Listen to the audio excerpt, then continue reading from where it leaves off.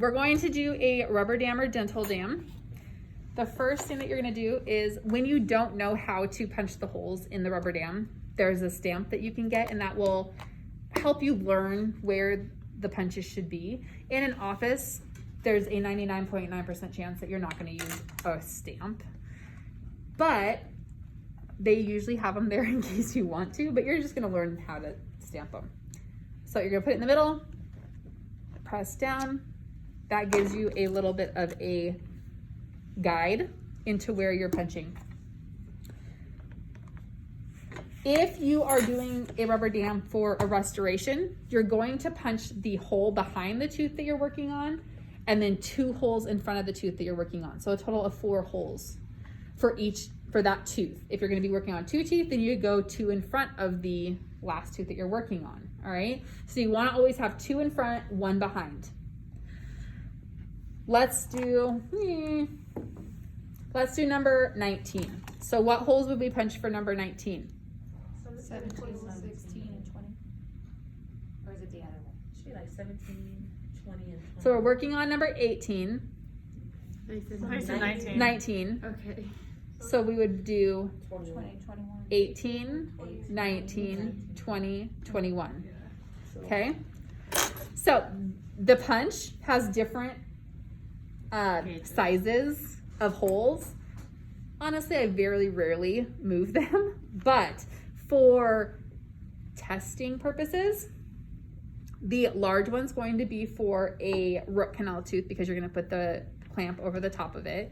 The second one's going to be for a molar. The third one will be for a bicuspid. The fourth one will be for an anterior maxillary. The small little itty bitty one would be an anterior mandibular. Okay? Most of the time you can do like a 2 and be good for all of them. Just to make your life easier. So I am going to go ahead and do 18, 19, 20, and 21. When you get done punching it, you want to make sure to take all those little tags out because you don't want them to get into a restoration and get stuck in one. That would be bad. Okay, so now you have your 4 holes punched. There's different ways that you can place it in the mouth. You can do an all-in-one where you put the frame and the clamp all on the rubber dam, or you can do it where you put the clamp on the tooth and then put the rubber dam over it. I want you guys to know how to do both. One you're gonna like better than the other, but depending on the patient, that one might not work. Okay, every patient's going to have a different feel to it, and sometimes you have to do the opposite one than you're comfortable with on the patient. So I want you to know how to do both. So the first one, we're gonna put the clamp on the tooth first. So the clamp has 2 little holes in it. That's where you're going to put the forceps. You're gonna place it in and you're going to lock it so that you can go in the mouth. I'm gonna take this off so that you guys can view it better, but it's actually easier to do with the cheeks on.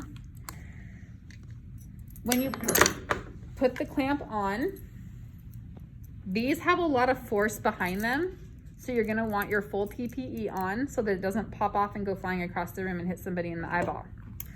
When you put it on, I like to do it from, you're gonna put the saddle of the clamp towards the distal, and I like to start from the lingual and then wrap around the buccal because you aren't gonna be able to see it well. And if this clamp, if the little jaws go into the tissue, it will pierce it. Oh, we did 19. So you want to go down right along the contour of the teeth. All right? Is that what it's supposed to look like? Yes, you put it on the tooth behind it. Oh, so what would you do for 17? You would not. If you had to do a restoration on 17, then you'd have to prep the tooth and then take it off when you filled it if you needed to. Oh, really? Or not use the rubber dam. Or not do a filling on number 17 because we don't like doing fillings on wisdom teeth. What if you had to? Then you do it. Yeah. You just make do. Sometimes you don't have the option of using a rubber dam the whole time. You have to take it off to be able to fill it. So that would be fine. So how we do this is we're going to go ahead and put the rubber dam over the clamp. So to do that, I'll do that so you can see. With that, sometimes I will do like a double punch, so it makes the hole a little bit bigger so that it doesn't tear. I'm gonna see if I can get it without it tearing. So you're going to put it over the clamp, and I'll hold it up once I get it over it, and over the little wings. Okay, so it looks like that. And then you're going to pull the holes forward so that you have your 2 in front of number 18 that we're working on. And then once you get them to the front, you're going to take some floss and floss it. Oh, and one thing I forgot to do is you're going to tie a ligature floss around the rubber dam or the clamp. Why do we do this? So you don't lose it down the throat. So we don't lose it down the throat. Also, if it flings off, a lot of times you can grab a hold of this, or you can wrap it around the frame so that when it flings off, it doesn't go across the room. I've seen these go across offices. Like, they can have some power behind them.